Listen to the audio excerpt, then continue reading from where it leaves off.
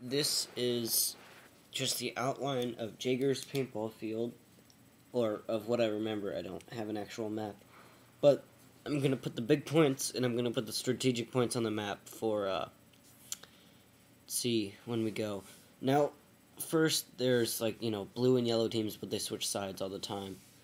And, this specific, plan is when you are on the side with the bunker. So I'll draw the bunker first. It's just kind of a line, a box thing, connected with a kind of a cave pillar that goes up into the cave. And then on the other side, of course, there is also a cave circle.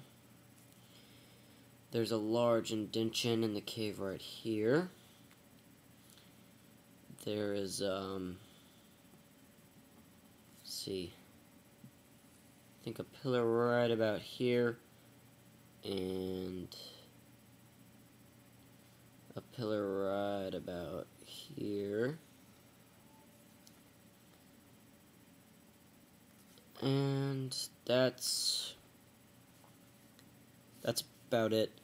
And now I'm going to draw in the really important bunkers. There's the capture the flag bunker back here, and right here. So if we're playing anything like 2 hits and you're out, or capture the flag, that's where you want to go, is those two. Those are the 2 flag points, but usually it's just basic single elimination.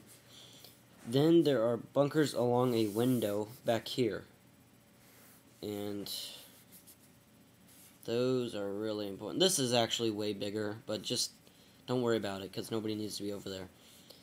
So yes, there's the barrel bunkers that go. There's maybe 5 of them. I'll draw in 5, I don't care.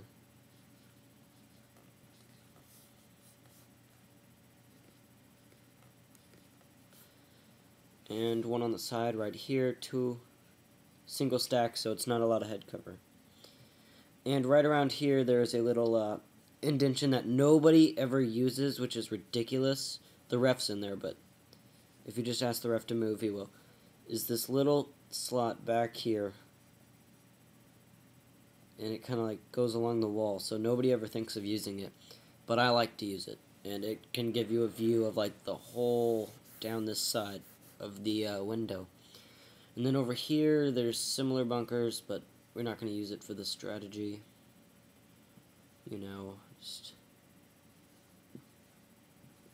right over here, there's a bunker that's pretty much connected to the wall. That's really good, but it's too far back for anything useful.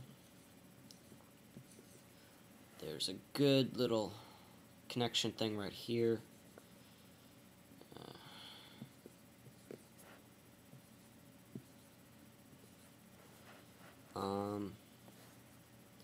And there is some stuff for doing a direct assault on the bunker, but if anybody's in the bunker, no duh, stay away from it.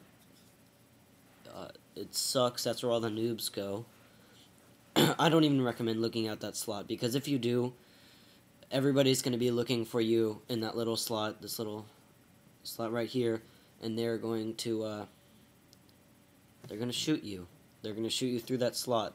It doesn't matter how good of a shot you are, they're going to put enough paint there so you're going to get hit. So don't ever look out that. Now I'm going to go to the red marker, which resembles the players, and the dashed lines, which resembles their point of view and line of fire. First important player is, it's good to have, friends going with you, so, you have some strategy and you're not running around. First important player is right here and looks at the flank. He has a good view of all the back side. His cover's not that good, but he can call for help if he needs any help. And then the next most important player is a player right here who never uses this spot, but he has a view of the entire line. See, it would be our right side, the entire right side of these bunkers, right next to the window.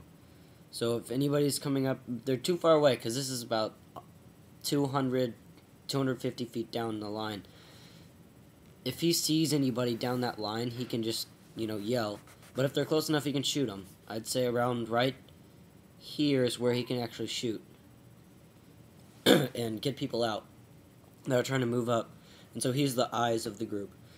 And we definitely need somebody around this pillar on both sides if possible. One person to watch this way so nobody can get around us, the people moving up. And one person this way to make sure no new players can get inside. This is going to be later in the game, because nothing's going to happen this fast. Of course, this is their whole other base. The only thing we can do at the start of the game is get a guy here, here, and here, if we do our best. And this guy's kind of dangerous, a dangerous spot, because this is the middle where a lot of action goes on. And, oh, I forgot a bunker. There's a couple bunkers right here. And right here. Going into the middle.